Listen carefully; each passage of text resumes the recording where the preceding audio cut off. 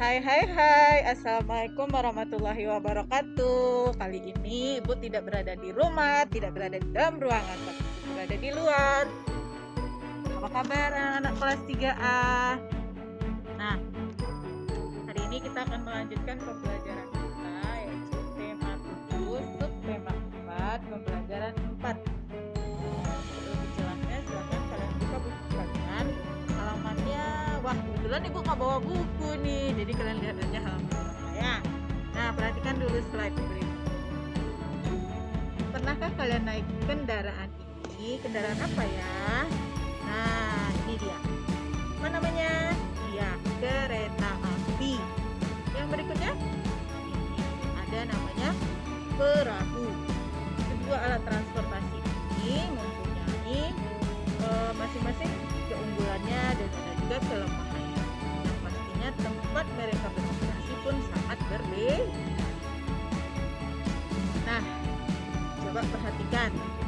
Kereta api adalah salah satu kendaraan darat yang paling banyak diminati.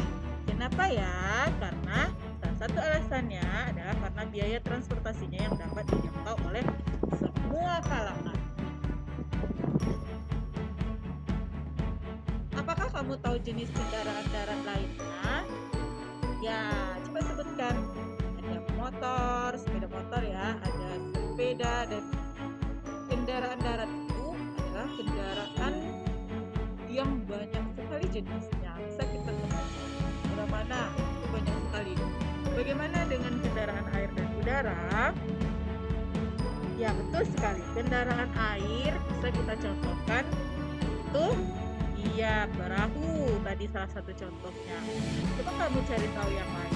Udara apa saja bisa dengan pesawat terbang dan yang lain-lainnya. Apapun jenisnya, itu salah satu manfaatnya adalah untuk mempersingkat waktu kita dalam perjalanan. Nah, sekarang ayo membaca. Untuk menambah pengetahuan kalian tentang alat transportasi, bacalah teks berikut dengan suara yang nyaring. Suara yang nyaring ya. Alat transportasi, judul. Kakek Udin bercerita tentang bermacam-macam alat transportasi. Kita membutuhkan alat transportasi untuk bepergian. Alat transportasi dapat mempercepat perjalanan kita.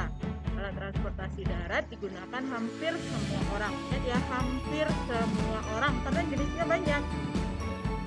Alat transportasi darat ada yang berjalan di jalan raya dan di atas rel. Nah, siapa yang tahu yang di atas rel apa? Ya, betul sekali. Itu adalah kereta api. Mobil dan motor adalah alat transportasi yang berjalan di jalan raya. Kereta adalah alat transportasi yang berjalan di atas rel.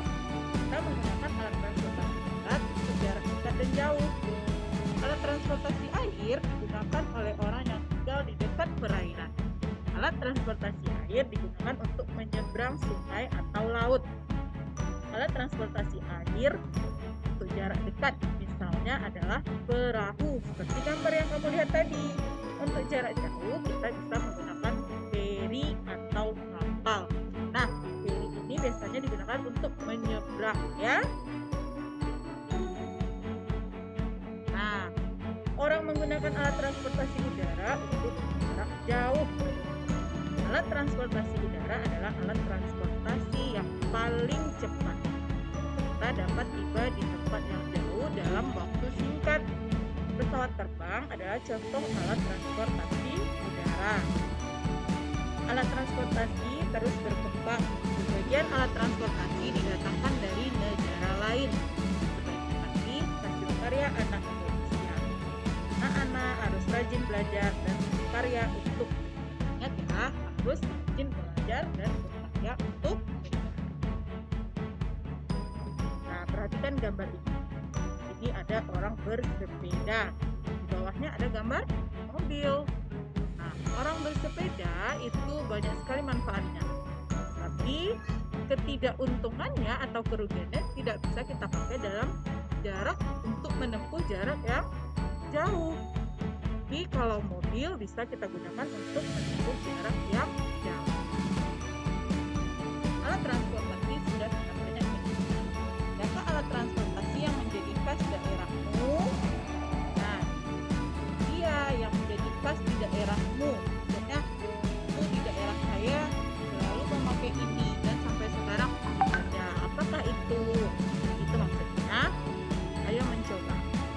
Tuliskan jawabanmu pada tabel berikut. Di sini sudah diberikan contohnya. Nomor 1, jenis kendaraannya adalah sepeda.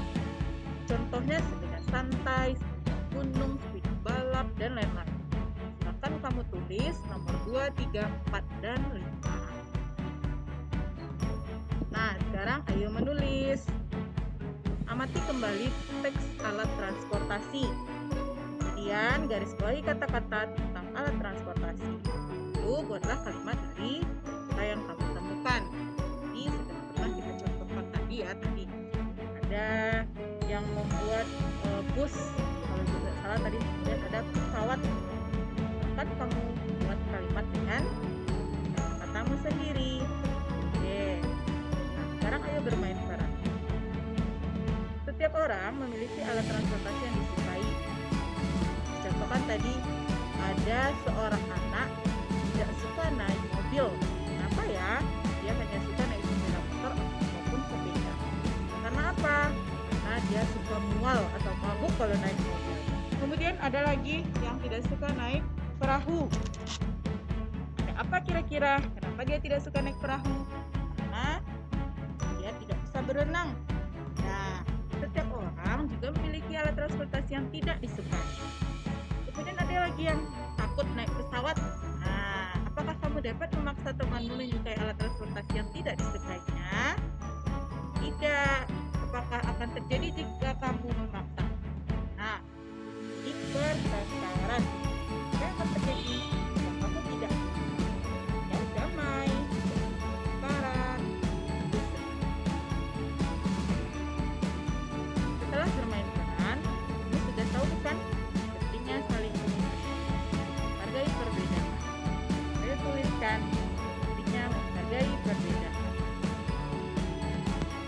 Sekarang amatilah gambar berikut. Iya, ini kira-kira lokasinya di mana?